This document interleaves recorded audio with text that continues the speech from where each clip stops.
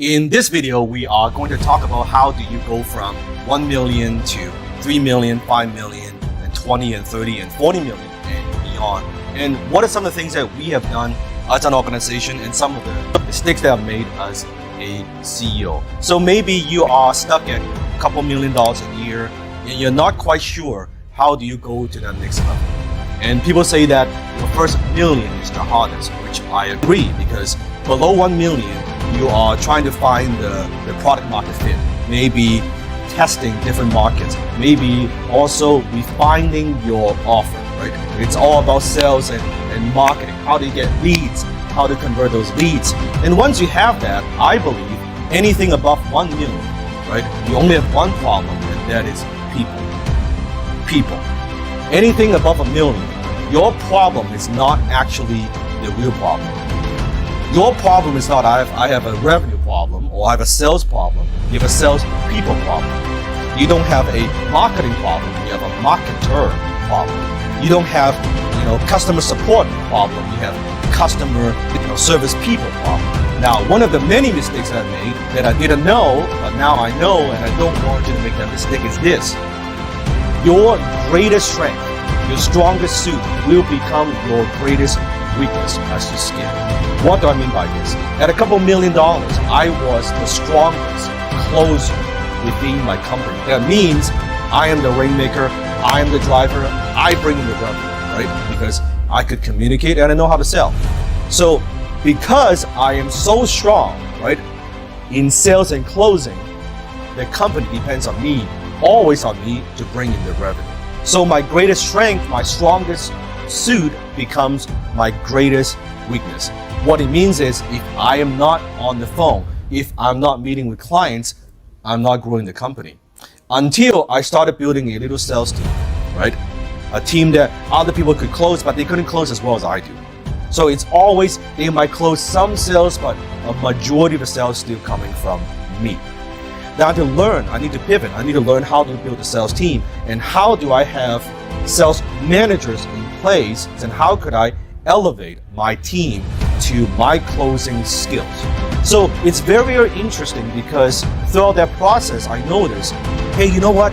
I could always close better. I wanted to jump back into it. But then I become the bottleneck. I was the biggest bottleneck until I have structured a team in place, because a sales leader's job is not to grow sales.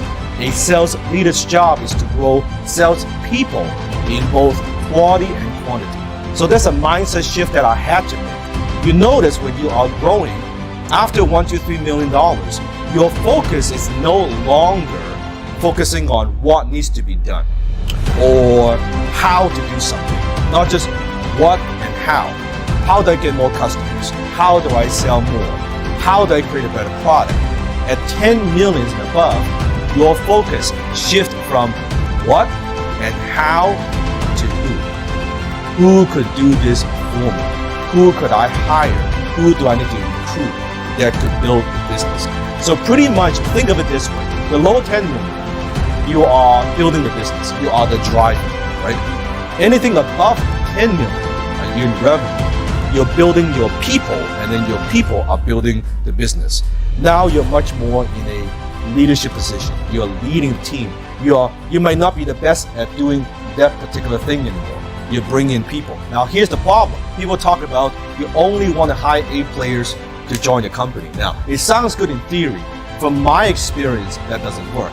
Because when you have a small business doing a few $1 million a year, A players would not want to come work for your company. It's very, very difficult to attract talents or attract talents at a quantity that you need. You might have a couple good ones, a couple good loyal ones, but a majority of the team, they would not be made up of A players. You might have a lot of B players.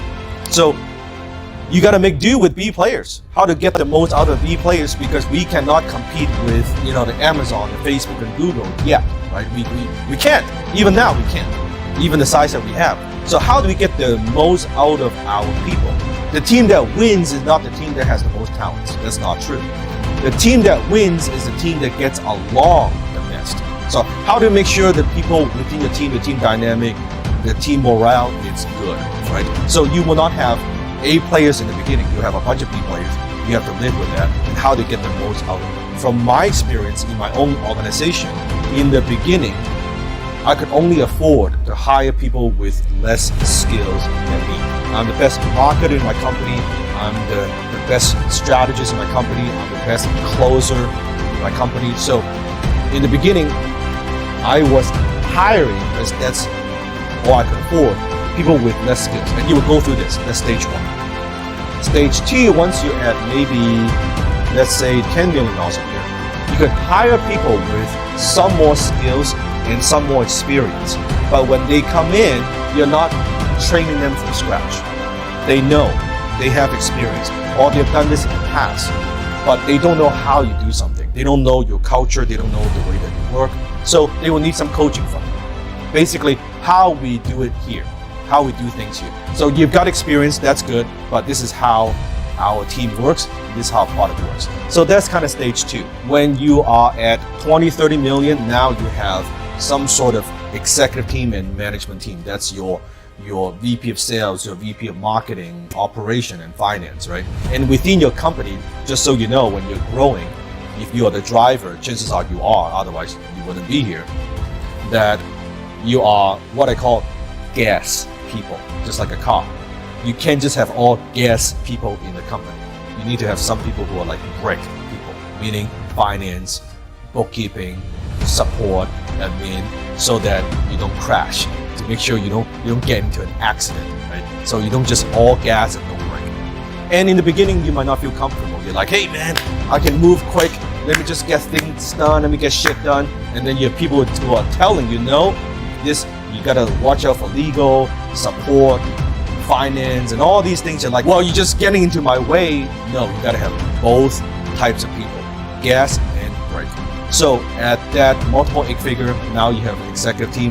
Now at stage three, you are bringing on people that actually know about certain subjects, or they have certain skill sets that are way better than you. So they're coming in, they are telling you what to do. They're telling you how sales should be done. They're telling you how marketing should be done. They're telling you how support should be done.